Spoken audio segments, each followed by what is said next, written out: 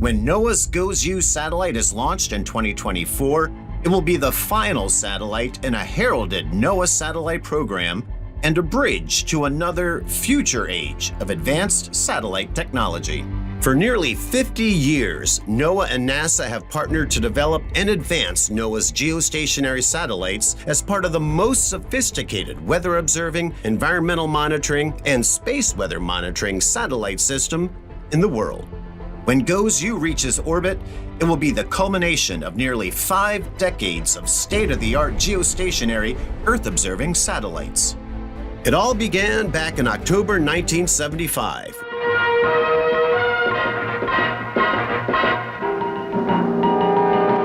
For the launch of NOAA's GOES-1 satellite, which monitored our weather and space weather. We've come a long way in weather forecasting since the early balloon launching days, thanks mainly to weather satellites. With each succeeding one, these weather sentinels have become more and more sophisticated. Here, the synchronous meteorological satellite. 2 are already in orbit, with a 3rd scheduled for launch this fall. The synchronous meteorological satellite pictures are made into film loops daily. Meteorologists are hopeful that this kind of information will give them clues to the weather conditions that, for instance, cause tornadoes and other fast-moving weather systems. As groundbreaking as it was, it had limited capabilities and only viewed Earth about 10% of the time. By 1980, a new series of GOES satellites went into orbit. These satellites had the capability to obtain vertical profiles of temperature and moisture throughout the various layers of the atmosphere. This added dimension gave forecasters a more accurate picture of the intensity and extent of storms and allowed them to better monitor rapidly changing events and make more accurate predictions. In 1994, GOES-I was launched, and with it came significant improvements in the resolution, quantity, and continuity of GOES imagery and data, thanks to a new 3-axis method of stabilization. Once it reached orbit, it was renamed GOES-8 and gave forecasters more accurate information to pinpoint locations of storms, wildfires, and other hazards.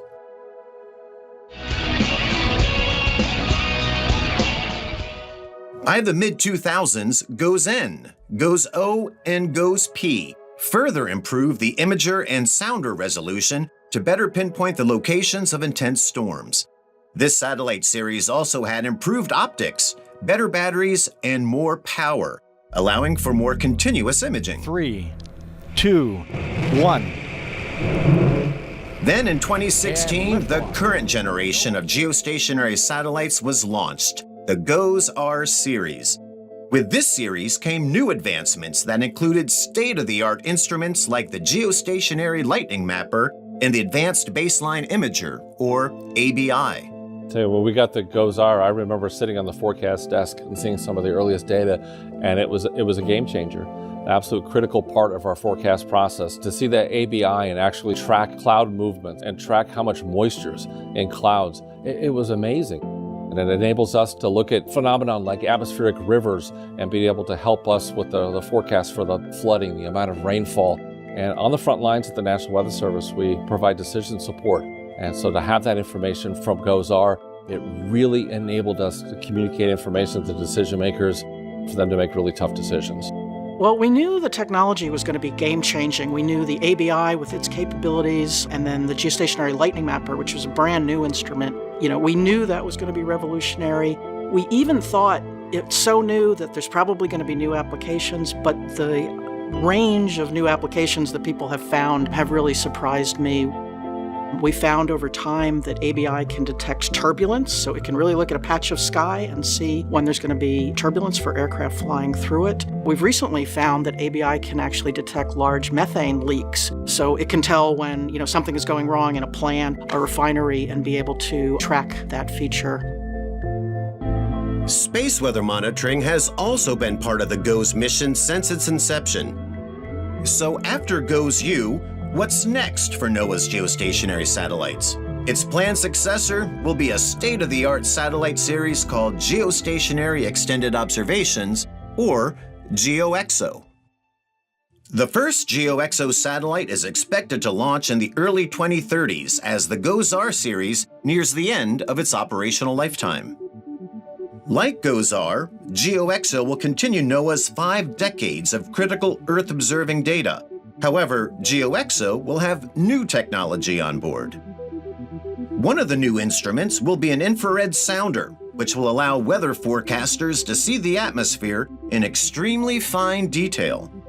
It really looks at very fine slices of the atmosphere across a wide area so that it builds up sort of a 3D view of what the atmosphere looks like. And forecasters can use that information to be very precise about their forecasts, where a storm is going to be, how severe a storm is going to be. They can even do predictions of how much water, what the precipitation levels are going to be. So that's one new capability that our forecasters are really looking forward to. The sounder will also help detect quickly changing wind speeds and direction, which will assist in everything from hurricane prediction to aviation forecasts. So a big part of the National Weather Service's mission is to forecast for aviation, for safety, and also looking at that fuel economy, looking at detecting the direction of the wind. So that capability is just going to be absolutely amazing for aviation and earlier detection and quicker detection of tropical systems when it comes to rapid intensification. There will be 2 other new instruments on GeoXO as well. One will be an air quality instrument that will monitor and track harmful air pollutants, including wildfire smoke and volcanic gases. It will provide continuous observations and measurements of atmospheric composition, which will help improve air quality forecasts and alerts across the United States. Another instrument will measure ocean color, which helps detect and track threats to our lakes and ocean, such as harmful algal blooms and oil spills. Perhaps most critically, NOAA's GeoXO will also meet new needs for the data user community, including forecasters, researchers, and others who depend on receiving crucial environmental information across the Western Hemisphere. Data from GeoXO will contribute to weather prediction models and drive short-term weather forecasts and severe weather warnings. These users are looking for advanced capabilities, and they've told us what they want to see in this next generation, which is going to start observing in the 2030s but continue into the 2050s. And with the changes on our planet and with the society's increased reliance on environmental information, it's really important to be able to serve this wider variety of needs. GeoXO observations will allow scientists to better monitor environmental conditions and will complement observations from other satellites from NOAA, NASA, and our international partners. This will help them to address emerging environmental challenges, respond to the effects of Earth's changing climate, and improve forecasting and warnings of severe weather and environmental hazards.